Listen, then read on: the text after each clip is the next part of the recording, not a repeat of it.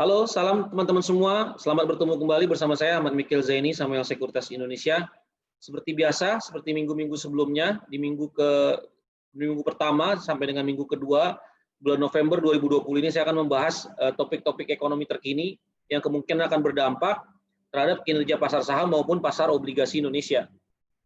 Seperti minggu sebelumnya, saya akan mulai mengupdate dengan perkembangan kasus harian COVID-19 di Indonesia yang kita perkirakan kasus hariannya di Eropa ya, terutama di Eropa itu mengalami kenaikan cukup drastis sehingga memaksa sejumlah negara Eropa untuk kembali melakukan lockdown. Nah, ini menekan kemungkinan ekonomi Eropa ya, merupakan salah satu wilayah di mana ekonomi terbesar di dunia ya.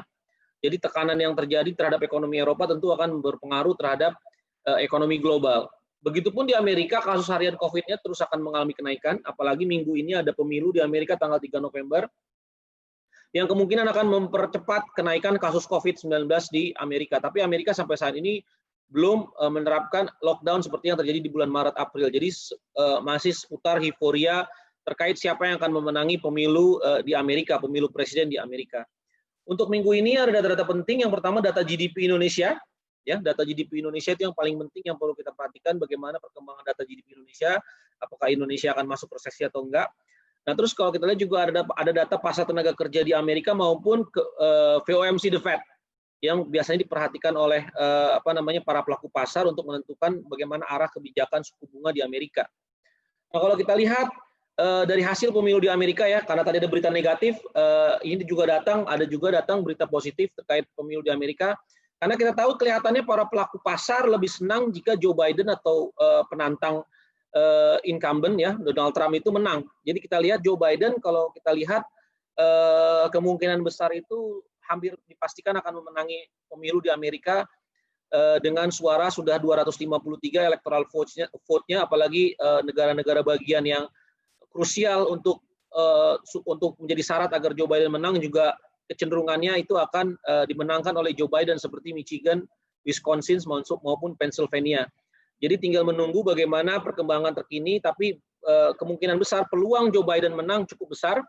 Dan itu juga yang membuat euforia di pasar modal. Karena apa? Karena Joe Biden seperti yang sudah pernah saya jelaskan sebelumnya, stimulus fiskalnya akan jauh lebih besar untuk 4 tahun ke depan, sekitar 3 triliun dolar. Kalau Trump itu sekitar 300 miliar dolar.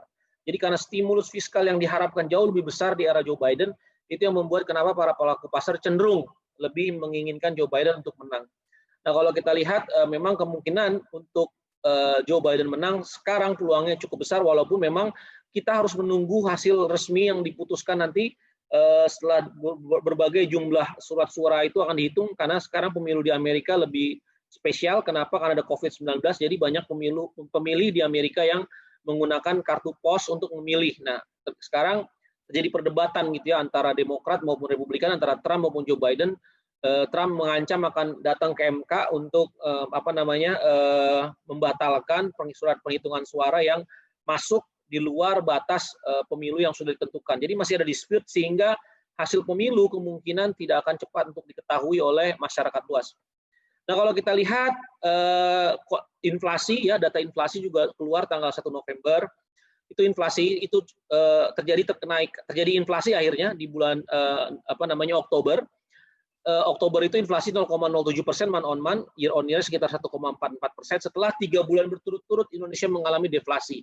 Akhirnya di bulan Oktober kita mengalami inflasi, artinya apa? Ada daya beli yang mulai membaik, ada pertumbuhan konsumsi yang mulai membaik. Nah, tapi secara year on year basis itu inflasi masih cukup rendah, 1,44%, bahkan di bawah ekspektasi kami 1,46%. Nah, dengan inflasi yang masih cukup rendah ini dan kemungkinan Biden akan menang sebagai presiden Amerika, kelihatannya BI tanggal 18-19 November, RDG BI bulan ini akan menurunkan tingkat suku bunga. Apalagi kita tahu rupiah cenderung menguat setelah kemungkinan ketahuan siapa presiden Amerika, yaitu Joe Biden, untuk 4 tahun ke depan. Jadi rupiah juga mendapatkan katalis positif karena stimulus fiskal yang diharapkan dari Joe Biden jauh lebih besar. Nah, untuk pertumbuhan ekonomi baru saja keluar hari ini, rilis pertumbuhan ekonomi itu 3,49%. Itu kontraksi masih terus berlanjut, artinya Indonesia sudah resmi masuk ke dalam negara yang mengalami yang terkena resesi. Artinya Indonesia sudah resmi masuk ke dalam resesi. Sedangkan kami SSI sendiri, Saham Sekuritas Indonesia, memprediksikan bahwa kontraksi ekonomi itu hanya sekitar 2,8%. Berarti kontraksi ekonomi jauh lebih dalam dibandingkan apa yang kami proyeksikan. Itu terjadi karena memang salah satunya aktivitas investasi di Indonesia itu masih belum recover. Kenapa? Karena pertumbuhan kredit perbankan itu masih terus mengalami perlambatan. Bahkan dibandingkan kuartal kedua, itu pertumbuhan kredit perbankan masih jauh lebih rendah di kuartal ketiga. Jadi karena aktivitas investasi yang masih mengalami pemburukan, itu yang menyebabkan kontraksi ekonomi masih cukup dalam di kuartal ketiga 2020. Nah, di kuartal keempat kami perkirakan kontraksi ini akan cenderung membaik seiring dengan diberlakukannya PSBB transisi maupun percepatan belanja modal maupun belanja program pemulihan ekonomi nasional dari pemerintah. Jadi kebijakan fiskal diharapkan tahun ini sangat-sangat membantu pertumbuhan ekonomi Indonesia yang tertekan akibat kasus COVID-19. Nah, kalau kita lihat dari bond market sendiri, pasar obligasi juga cenderung positif menanggapi hasil pemilu di Amerika, di mana rupiah menguat dan konsekuensinya yield obligasi mengalami penurunan, sehingga harga obligasi itu cenderung mengalami kenaikan. Jadi kemungkinan sampai akhir tahun kita lihat rally di pasar obligasi akan terus berjalan, di mana yield kemungkinan bisa jatuh ke posisi 6,3% yang 10 tahun, sehingga pasar obligasi itu akan masih terus mengalami kenaikan dari sisi harga. Nah, kalau kita dari sisi durasi, sudah mulai banyak investor-investor baik lokal maupun domestik yang sudah mulai berani untuk membeli obligasi yang durasinya jauh lebih panjang dibandingkan sebelumnya. Dibandingkan biasanya mereka beli sekitar 3-5 tahun, mereka berani beli untuk tenor yang lebih panjang sekitar 10-15 tahun, terlihat dari bagaimana kecenderungan yield curve Indonesia yang sudah mulai cenderung melandai. Nah, kalau kita lihat dengan konsekuensi yield obligasi yang terus tertekan, itu berarti alternatif investasi yaitu saham itu juga akan menjadi semakin menarik. Jadi kalau misalkan kita lihat mungkin memang minggu ini saham masih akan bergerak sideways, tapi kemungkinan ada kecenderungannya bisa mengalami penguatan.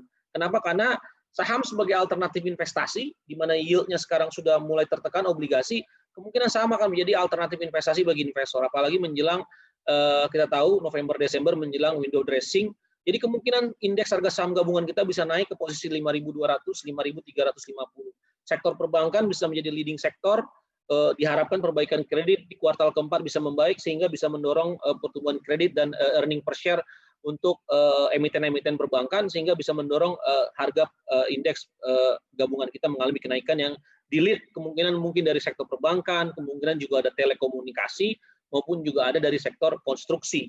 Jadi 3 sektor itu kemungkinan bisa lead untuk mendorong pertumbuhan harga di indeks harga saham gabungan. Kita lihat seluruh katalis positif datang, begitu juga ada net buy, sudah mulai kelihatan net buy asing di pasar saham walaupun dari year to date-nya masih mengalami net sell. Di obligasi, asing juga sudah mulai masuk ke pasar obligasi, sehingga kita lihat rupiah masih akan cenderung menguat, dan itu akan menjadi katalis positif bagi indeks harga saham gabungan. Untuk minggu ini, kami perhatikan untuk hari Kamis dan Jumat, kemungkinan ada data-data penting, seperti data FOMC yang harus kita perhatikan, bagaimana arah kebijakan The Fed ke depannya yang kemungkinan masih akan mempertahankan rezim tingkat suku bunga rendah. Yang ketiga, yang terakhir adalah data pasar tenaga kerja. Pasar tenaga kerja di Amerika diperkirakan akan mengalami perbaikan. Unemployment rate diekspektasikan akan turun kembali ke posisi 7,7%, survei dari posisi sebelumnya 7,9%. Artinya pasar tenaga kerja di Amerika akan terus mengalami perbaikan dan itu akan memberikan efek positif bagi pasar saham global. Mungkin itu aja yang bisa saya sampaikan, mudah-mudahan bermanfaat. Salam.